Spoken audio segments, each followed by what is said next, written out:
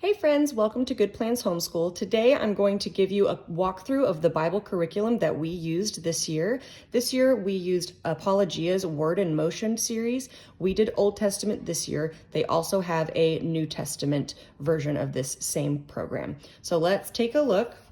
There are actually two parts to the year, so I'm going to show you what each part looks like. So the first half of the year, you are going chronologically through the Bible to get the overarching storyline of the Old Testament. So each lesson has a basic storyline. So lesson 1 is all about the creation and fall. Now this curriculum does come with a video component. So the first thing that you do is watch the video, and it gives an overview of the story that we're talking about. The other part of the video component that was our favorite were the motions. There are hand motions that go with each lesson so that kids can internalize the through line story of the Bible. So for example, creation, we started with our hands in a cup and they made a globe shape for creation and dropped their hands down for fall. So we would say creation, fall, and you review those and you add on as you keep going through the curriculum, which we thought was really fun.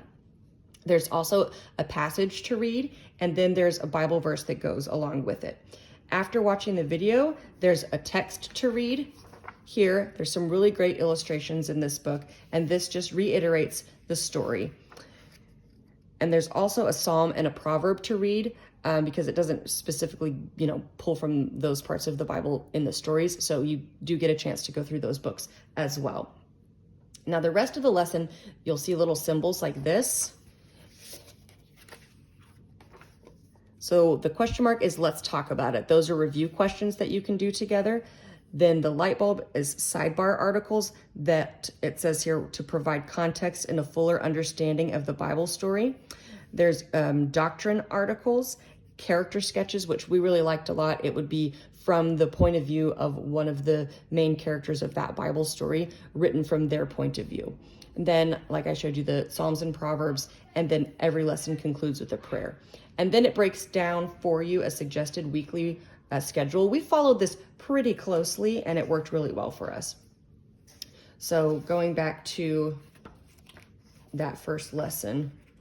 So here is the sidebar article that goes over the days of creation in a little bit more depth.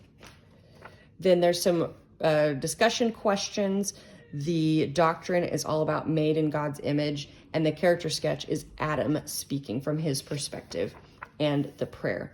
So you have your video, you have your textbook, and then each kid gets a workbook to go with it.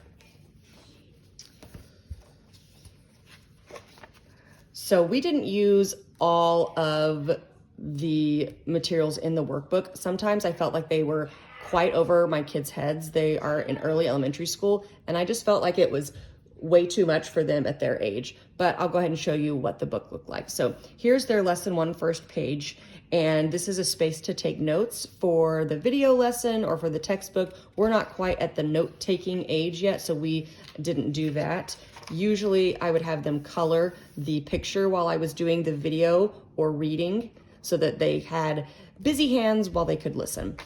There's also a verse for them to copy. It shows it in print and in cursive. These were kind of hit and miss for us. Some of them were really, really long. So especially my first grader, he rarely was ever able to copy the entire verse in the time that we had for the lesson. And although this one was nice and short, the other ones were way too long for them to commit to memory. I felt like they were way too long even for some adults, like this one, for example. It's quite wordy, as you can see. So that didn't really work well for us all the time. They also have a space that they can write the answers to the discussion questions. We did these just as a family aloud. As we got later on into the curriculum, my older one did write some of his answers down. There's also an activity that goes along with the doctrine article that talked about being made in God's image. So they're asked to draw a portrait and then think about what it means to be made in the image of God. This was one that it did have a little bit more advanced question, which if you have older kids would be great, but my first grader definitely didn't have an answer for what his God-given purpose in life is just yet. And then there's a space for the prayer if they wanted to write their own prayer. So that's how the first half of the year goes. Then when you get to the second half of the year, it changes from being chronological biblical stories to a more in-depth study of the books of the Bible. So this is what the second half looks like. You have the book about card, keywords, a Bible reading, and then a picture. So the book about card is just kind of a snapshot that gives you a lot more information about the book of the Bible. Things like what is God referred to, who the book is written to, what style it is, the time it was written, who wrote it. These are all the major characters that are in this book, major themes. This is, I believe, the Hebrew title of the book and what it means, a memory verse, and then what we're going to learn from that book.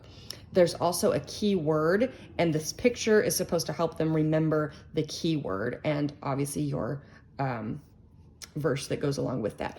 Once we got to this section of the book, we actually stopped using this curriculum. This just was way too much for my kids to wrap around. I think it would work a lot better with older kids, but this, we just really lost interest in it with that. There are still the character sketches and some sidebar articles, doctrine, and prayer.